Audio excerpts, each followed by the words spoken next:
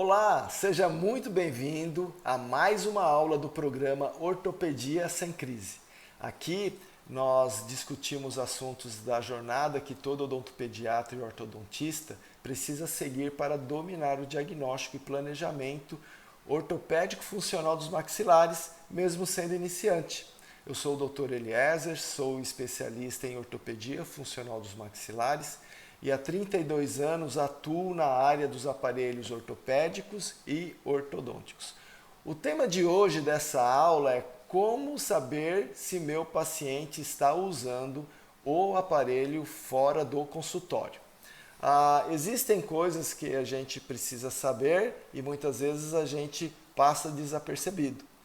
Esse assunto é muito importante, de uma relevância muito alta.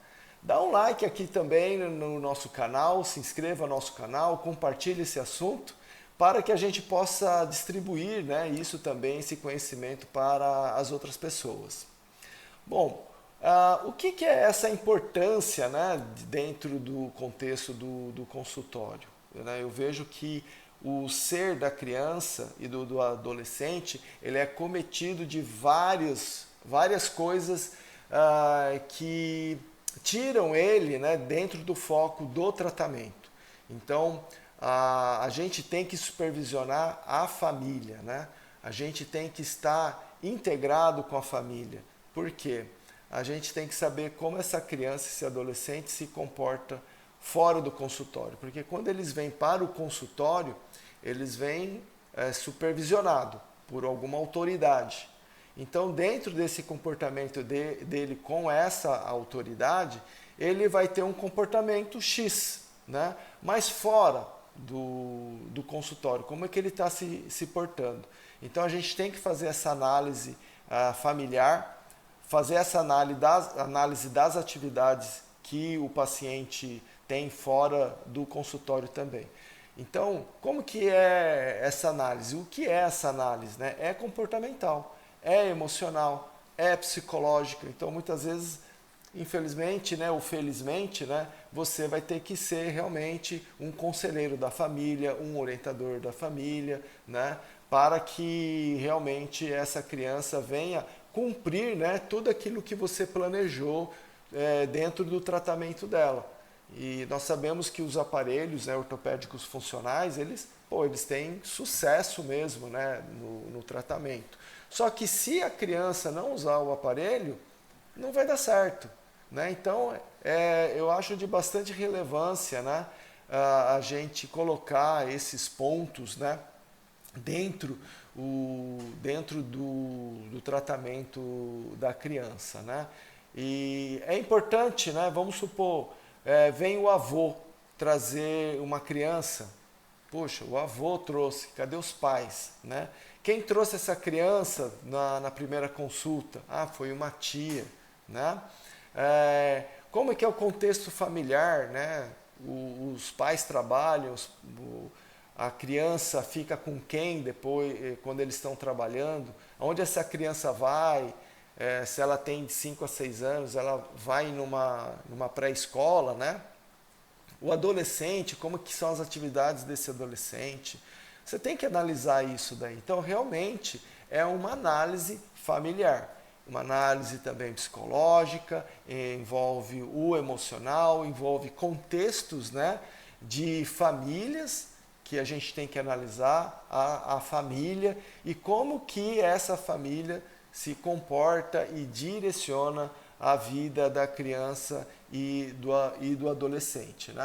Quando a gente faz essas análises, essas análises vão trazer bastante sucesso dentro do nosso planejamento e diagnóstico, porque você sabe como aquele aparelho vai se comportar na boca da criança, então, beleza, eu estou vendo resultados bem positivos, dentro do que você planejou, que você fez o diagnóstico.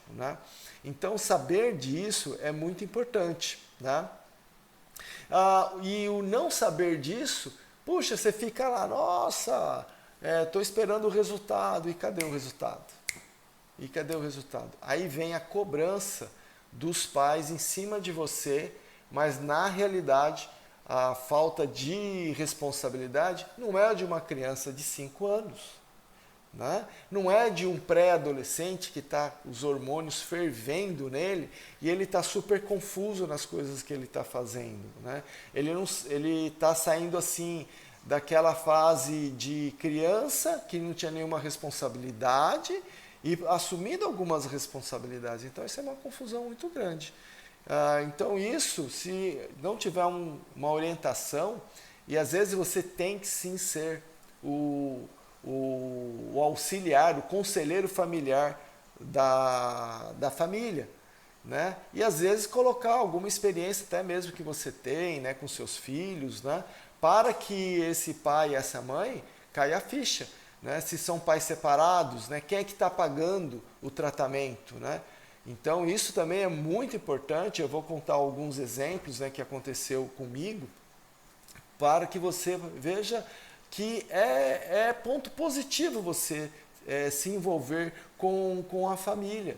Não adianta você colocar um aparelho ortopédico funcional e não se envolver no contexto paralelo de tratamento. Tem que se envolver para que o tratamento realmente ele corra muito bem, para que esse tratamento ele possa ter um sucesso, né? Veja bem, se essa criança não tem uma assessoria familiar, não vai vir um resultado para você, né? O investimento que esse pai, que essa mãe fez com você, né, não veio.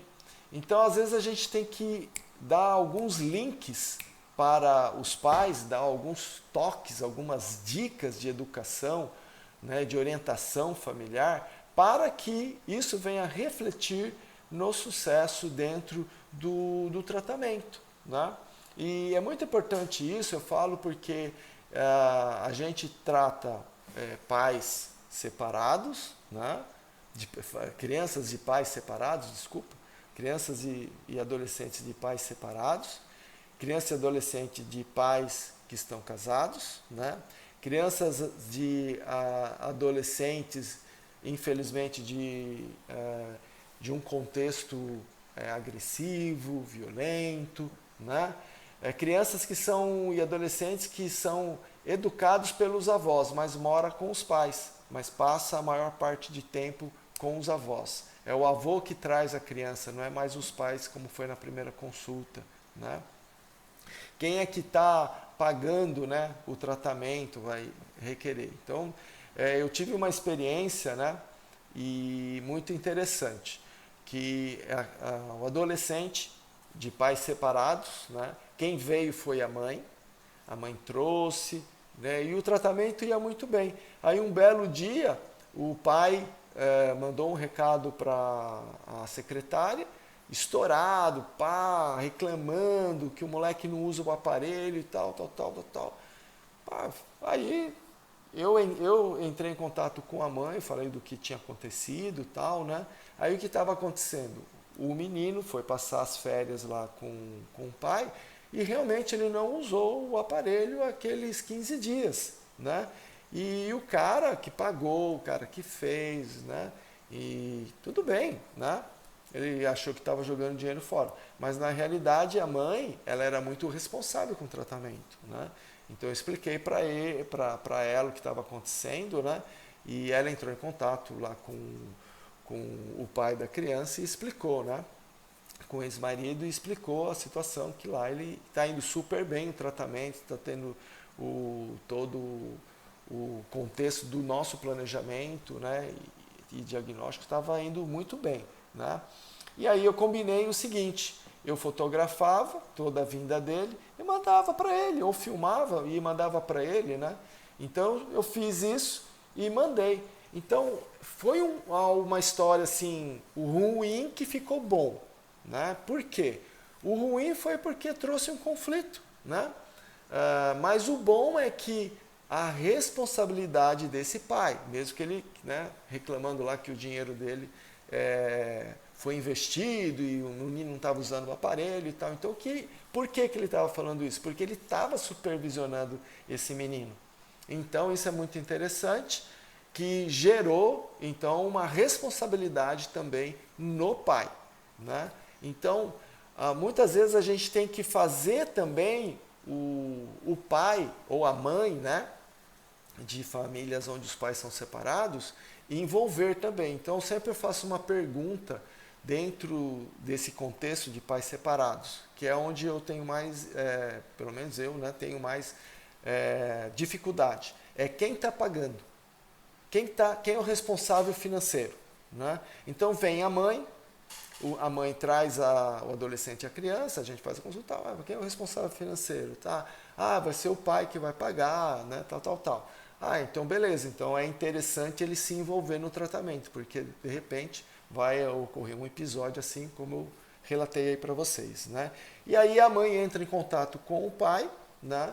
E o pai fala, não tem problema e tal. Mas só esse link de você ter falado que é importante o pai que está pagando, ou o avô que está pagando, ou o tio que está pagando, né? Ou quem seja que for, né, que está pagando, se envolver. Quando a mãe leva esse recado para essa pessoa se sente, poxa, que legal, esse cara, né, esse profissional está se preocupando em me envolver no tratamento dele. Então não é só o pagar, é você relatar para essa pessoa responsável que está pagando o tratamento dessa criança e adolescente, que existe uma pessoa também preocupada com ela, que ela está pagando, que você quer prestar relatório para ela. Então mostra o quê? Que você é uma pessoa responsável. Então essas histórias, né, é muito importante a gente ver dentro do nosso consultório e desenvolver um link com a pessoa que não está presente no tratamento da criança e do adolescente, tá? Então essas histórias me ajudaram bastante. Teve conflitos assim muito sérios também, né? Às vezes do pai entrar, normalmente o pai, né? Muito bravo e tal, e de repente, né, ele entrou como um leão, saiu como um cordeiro, feliz da vida, né? E então antes de acontecer isso, eu já trabalho na prevenção desse tipo de conflito. E como é que eu faço isso? Na entrevista dos pais, supervisionando toda a atividade da criança. Então a criança veio lá no retorno, pensa nisso. A criança veio lá no retorno. E como é que foi lá no Taekwondo? Você usou o aparelho ou você tirou? Tio, eu tirei. Né? Tirou. E você colocou aonde? Na caixinha? Não, eu joguei na mochila sem a caixinha. Falou, olha, não pode fazer isso, tá? Põe dentro da caixinha, porque de repente você vai tirar uma toalha e vai sair o aparelho enroscado, vai cair no chão, aí passa outra pessoa dentro do vestiário e pisa em cima, quebrou seu aparelho. E eu tenho certeza que seu pai e sua mãe não vão gostar disso, né? Então vamos fazer assim, vamos colocar na caixinha. Como é que tá a tua caixinha? Às vezes eles trazem a caixinha, né? Tá lá, tudo mofada, quebrada, colada com superbando. Fala, pô, que é isso, né? Realmente você não vai querer. Pera aí, deixa eu te dar uma outra caixinha do aparelho, né? Pô, gente, né? A caixinha do aparelho aí, o custo é em torno de R$10, né?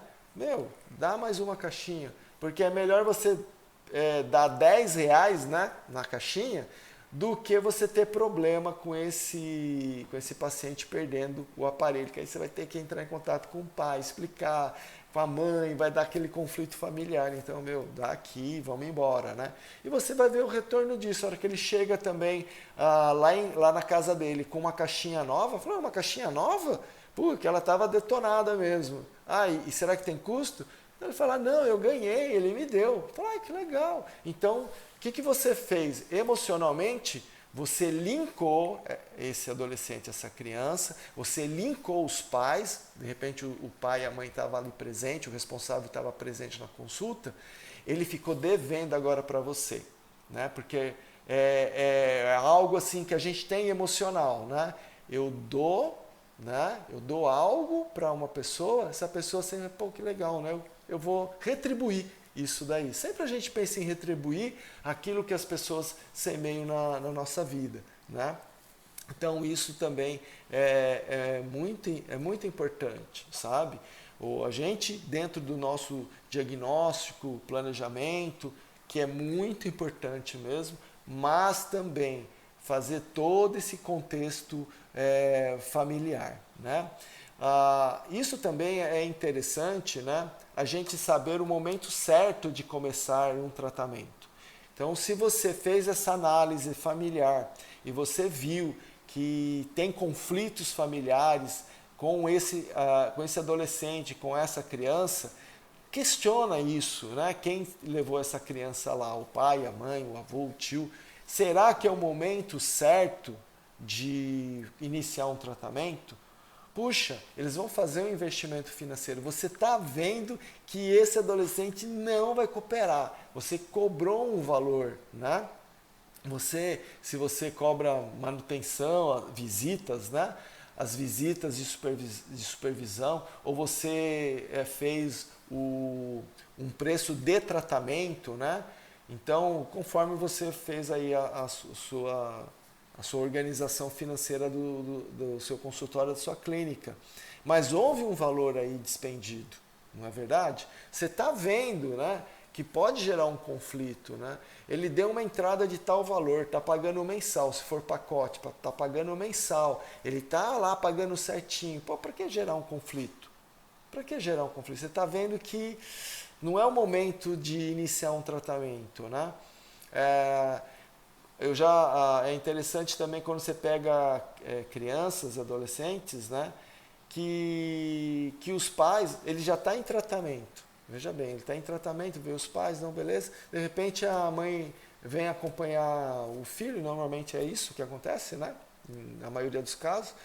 E eu pergunto, como é que tá o fulano? Nós nos separamos, né? Opa, nós nos separamos. Então, o que você tem que fazer, geralmente? Criança veio, dá uma perguntada ali, né? Se a mãe está junto, como é que está a família, como é que está o trabalho, né?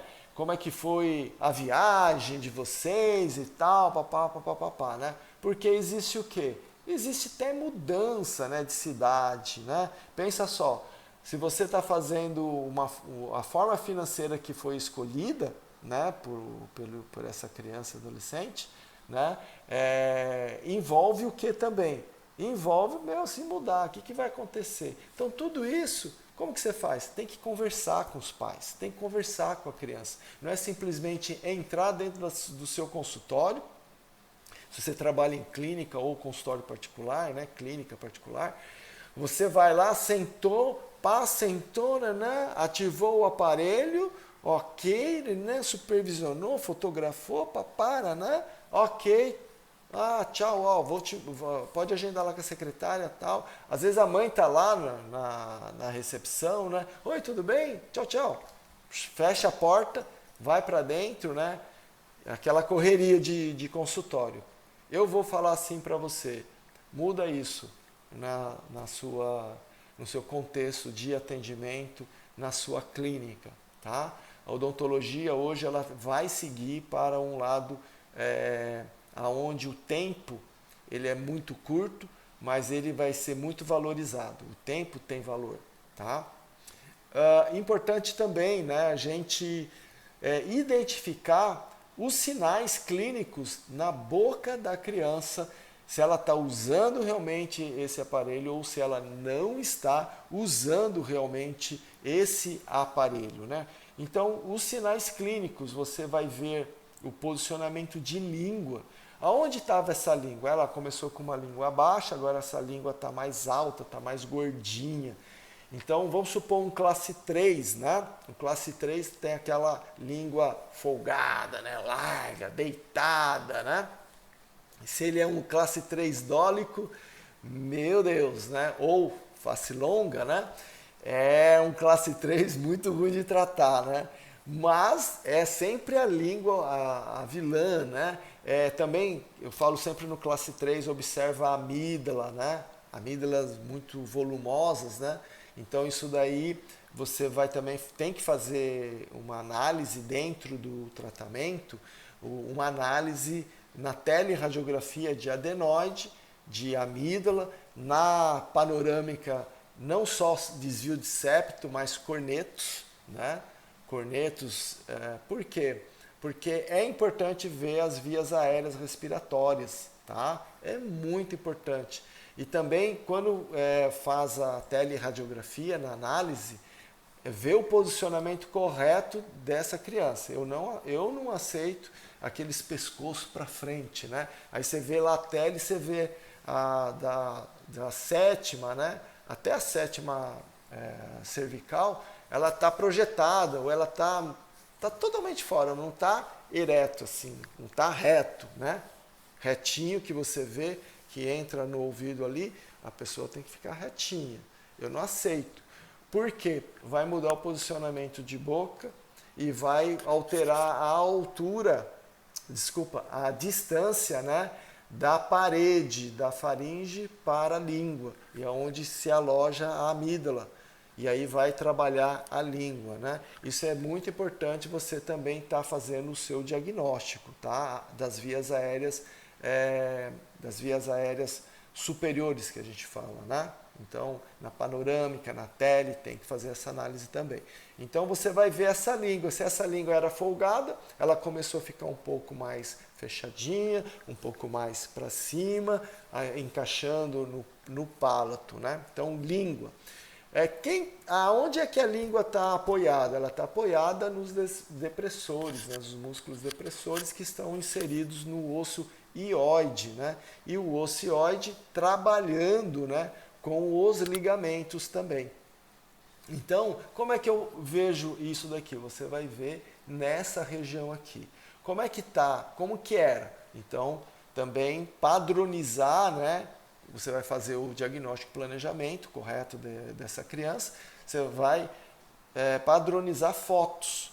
A gente tem o costume de sempre buscar as imagens vindas do centro diagnóstico, mas eu te aconselho a você fazer o padrão seu, tá? O teu padrão. Então você vai lá, escolhe uma parede dentro do seu consultório, lisa, branca, escura, né? Mesmo que seja com o celular, né? Você padroniza isso, faz um protocolo teu, tá? E você tira a foto lá lateral e você vai ver esse músculo aqui, né? O platisma trabalhando, os depressores, né? Então, aonde está posicionado a língua vai trabalhar. Outro posicionamento, lógico, né? Você vai ver que se for um avanço mandibular que você fez, né? Esse avanço, quando você tira o aparelho, ele está indo cada vez mais para frente, né? Se você vai fazer esse avanço em uma etapa, 2 etapas, né? Você está vendo se esse avanço ele está realmente correspondendo, né? Então aí como é que faz isso, né? Você relaxa a mandíbula da criança e joga na cêntrica. E você vai ver se realmente aquele avanço está sendo efetivo, está tendo crescimento, né, do ramo, do côndilo, né, reposicionamento ósseo e travando essa mandíbula, né? Isso é muito importante estar supervisionando, né? Se você usa, né, como foi a aula passada que a gente falou sobre Binler e SNs, né, que são aparelhos bem elásticos, né? Se você não viu esse vídeo, veja também, né, sobre as diferenças entre o Binler e o SN, tá? É importante você estar vendo isso, né? É importante você estar supervisionando a abertura de maxila, a abertura de mandíbula, né? Para que você também possa estar vendo os resultados. Então, lógico, né? Esses são resultados muito evidentes, que você vai ver se o seu paciente está usando ou não. Eu acho que quando a gente olha a dente, fica muito mais evidente. Quando a gente vê avanço mandibular, também fica muito evidente. Quando a gente vê também trabalhando máscara facial, pensa trabalhar uma máscara facial na criança, como é que você vai convencer essa criança, né, a usar uma máscara facial na escola, gente, né? Tem que ter muita conversa, muita psicologia. Então, por isso que muitas vezes as pessoas falam assim, ortopedia funcional é complicado, a criança não usa o aparelho. Gente, vamos desmistificar isso. Por isso que assim coisas, né, são importantes a gente estar explicando, desmistificando mesmo, né, dentro de um diagnóstico e planejamento, né, ortopédico funcional. Por quê? Gente, é a gente se relacionar com as pessoas. É tirar essa nuance, né? É puxar a criança para a responsabilidade, é puxar os responsáveis pela essa criança para essa responsabilidade de tratamento, né? Quer ver usar? É mostrar aqueles casos que a criança, o adolescente veio para você e não usou o aparelho e tal, eu falo assim, se tornou monstro, né? E foi para uma cirurgia ortognática. Então, por exemplo, classe 2 severas, né, de distoclusão, aquelas mandíbulas lá para trás, classe 3 severa, de mandíbula para frente, né, arcos atrésicos, né, pega os casos, né, dos adolescentes que poderiam ter feito uma ortopedia funcional lá com 6 anos, com 10 anos, então com 14, com 15 anos, super complicado agora. E tem que colocar um Hyrax para abrir, tem que distalizar molar agora e já fazer ortopedia junto, tem que fazer ortodontia no arco superior e ortopedia no arco inferior, fazer um conjugado, né? um tratamento híbrido, né? Que tem como fazer isso. Né? Então, essas coisas você mostra para a mãe, mostra para a criança. Cara, eu não quero ficar assim. Nossa, eu não quero ficar com meus caninos saltados para frente. Então, por isso que fotografar é muito importante, né? Então, você pega uma criança lá, né, na infância dela, e você mostra de um adolescente que está com os caninos para fora, feio, um sorriso, somente as meninas, né? Ó, você quer ficar assim? Ai, não, tio, eu não quero. Então, use o seu aparelho, que eu tenho certeza e eu te garanto que você não vai ficar assim e eu estou aqui para te ajudar. Dá o apoio emocional também, né? Então, o que você precisa? Então, vamos lá, recapitulando, né? De como você fazer. Análise familiar. Né? Então, primeira coisa, fazer análise familiar dentro dos pontos que nós falamos. Né? Dentro da análise familiar, saber se são casados, são separados, as atividades desse paciente, saber quem acompanha esse paciente, se os pais trabalham. Então, todo o contexto familiar. Né? Eu tenho certeza, você vai começar a pensar se você é casado e tem filho, né? Então você vai pensar lá todos os pontos. Se você não é casado, então como é que você acha que tem que ser, né? Para proteger o seu tratamento, o seu diagnóstico, lá todo o seu planejamento que você fez na responsabilidade familiar. Então, fazer uma anamnese familiar. Tá? Segundo passo, né? Protocolar as fotos, faz um protocolo de exame clínico certinho com imagens, né? Imagens fotográficas, imagens radiológicas, né? Fazer um bom planejamento e diagnóstico. Por que, gente? Porque isso é tão importante. Eu sempre falo isso. Porque aí como que você vai saber que o seu cliente está usando o aparelho? Aí você vai pegar a foto do início e a foto de 4 meses. Cara, tu vai ver ali, você vai ver, cara, a evolução foi mínima. Aí começa, né? 4 meses. Normalmente, né, dependendo do aparelho, a gente usa até 8 meses. Né? Se você vai fazer em 2 etapas, 4 meses você já tem que linkar, ir para a próxima etapa, né? O próximo avanço, né, mandibular. Tem que dar resultado e a foto está mostrando que não está dando resultado, tem uma coisa errada aí. Pedir uma teleradiografia. Deu dúvida? Vou pedir uma teleradiografia. Põe as 2 teles. Então, esse protocolo de início de tratamento fotográfico e de imagens radiológicas é muito importante. Cara, mas eu não quero investir em máquina fotográfica. Celular, pessoal, nossa, o celular hoje tá trazendo muita imagem aí, bem legal. Para você fazer, né? Fotografa mesmo, isso é muito importante, fotografar, tá? Um outro protocolo. Então você fez análise familiar, fez o protocolo fotográfico de imagens, comparações, né? Comparações. A cada 3 meses, né, chama na consulta o responsável por aquele paciente e mostra a evolução. Se não está evoluindo, é o momento certo de conversar. Se está evoluindo, é o momento certo de incentivar. De incentivar a criança, continua, o adolescente continua. Cara, você está de parabéns. Nossa, você foi fantástico, né? Então, se você pode até dar um mimo, né? Olha, por você estar cooperando, né? Toma aqui uma caixa de bombom para você, né? Um Ferrero Rocher lá, o adolescente, né? Vai amar. Uma criança, um brinquedo, né? Pensa se for uma menina, um espelho e um batom. Pô, ela vai borrar toda a cara e vai amar, né? E aí vai. Então, dar incentivos. Então, falamos da análise familiar, falamos do protocolo clínico de imagens e não podemos esquecer de incentivar, tá? Isso é muito importante, incentivar os pacientes e incentivar também os responsáveis, porque, cara, você vai criar o quê? Relacionamento com essa família, tá?